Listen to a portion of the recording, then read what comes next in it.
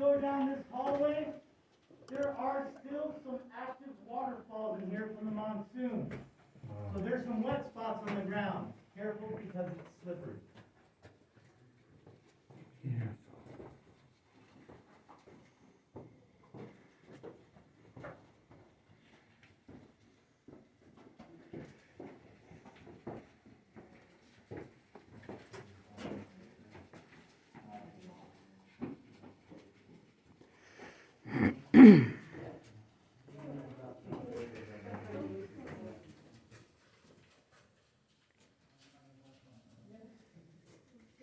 This is video 2, Colossal Cave.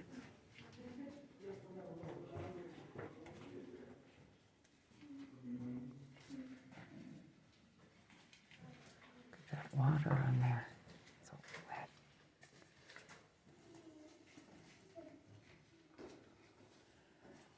Wow.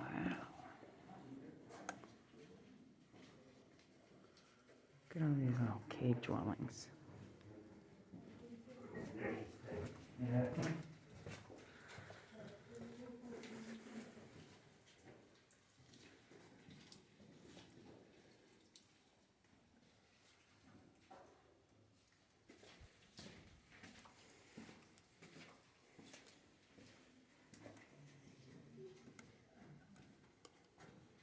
So in these display cases, we have amazingly well-preserved artifacts from the Hohokam people. They were found near the entrance by a U of A expedition from the 30s, led by a man named Byron Cummings. Byron Cummings is the guy who named this cave Colossal Cave.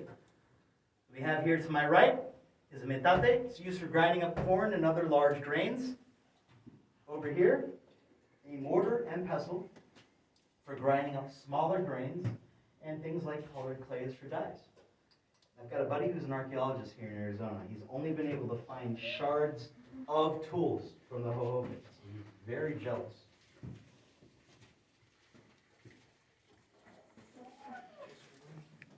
Look at that, guys. Look at that beautiful calcite.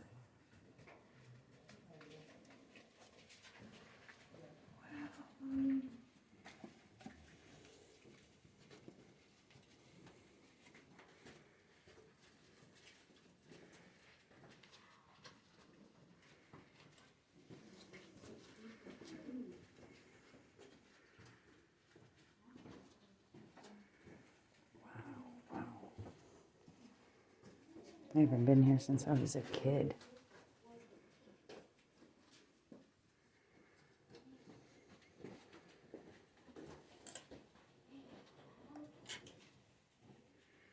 Wow, look at that.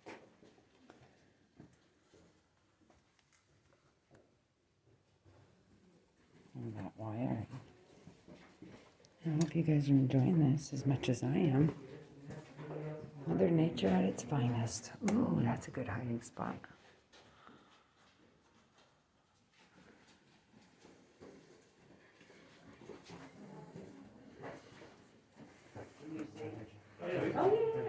Whoever wants to stand over here.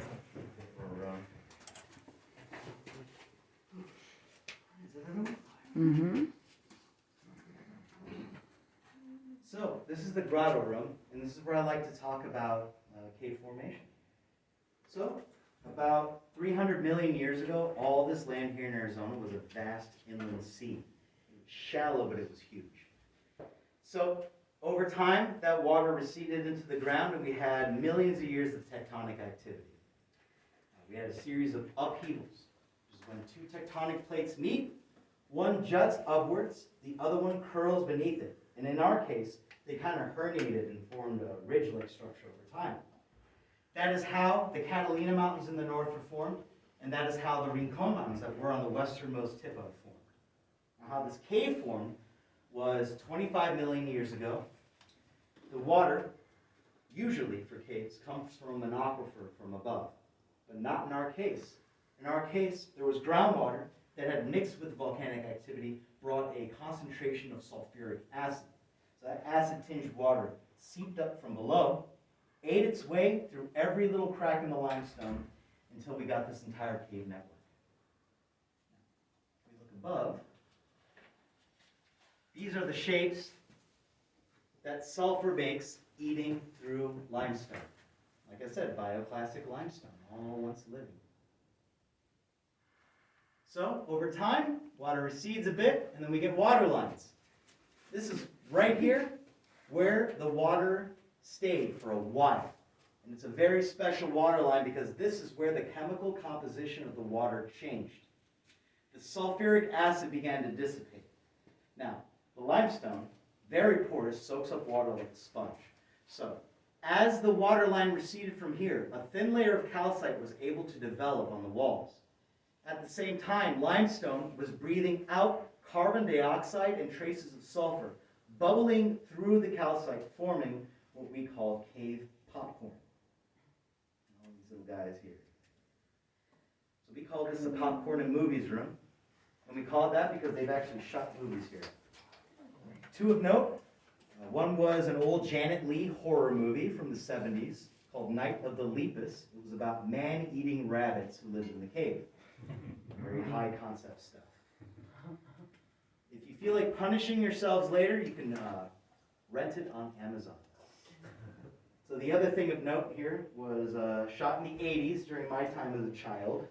It was from Sesame Street. They did a Viewmaster series here. And how it goes is Big Bird and his pals come to this cave looking for treasure. And Big Bird runs into the cave T-Rex. Here's his eye, top of his head, his nose, his mouth. A little bigger here. Cave T-Rex. So Big Bird flips out and runs through the wall. Oh, fun. Yeah. So for closure purposes, that's where they found the treasure. So there are many stories that have been passed down generation to generation of tour guides regarding bandits hiding out in this cave from the law. We actually have scholars on our team. We did some research.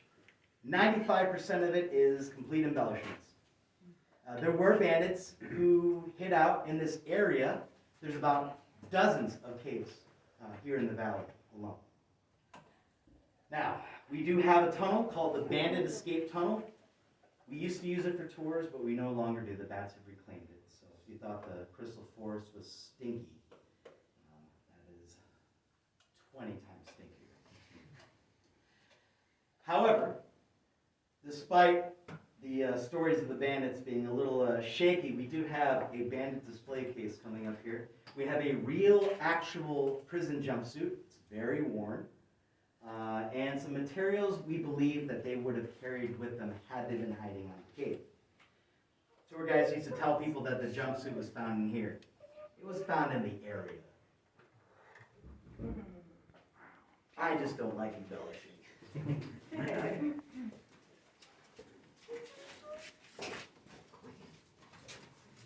Oh, and there's a little puddle of water right past the display case. You probably want to step over it.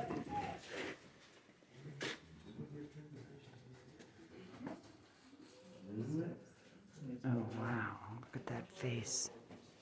You guys see it? It's like a beautiful, scary face.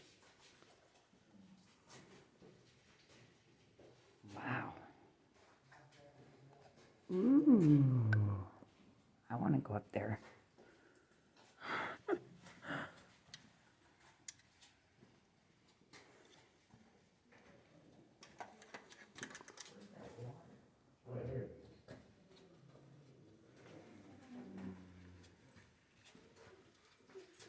The bandits didn't want to come in here because they knew they wouldn't come out.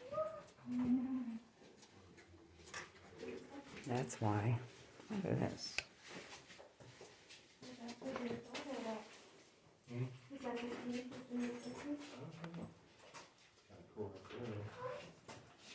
Is that where you were talking about the tunnel up through there? Up there? Yeah. No. Oh. I don't know where those lead. Oh. The only tunnels that are gone into for any of the tours are at like ground level. So, if you guys hate display cases, I've got great news for you. There's only 2 left. This one right here is materials left behind by Frank Schmidt himself.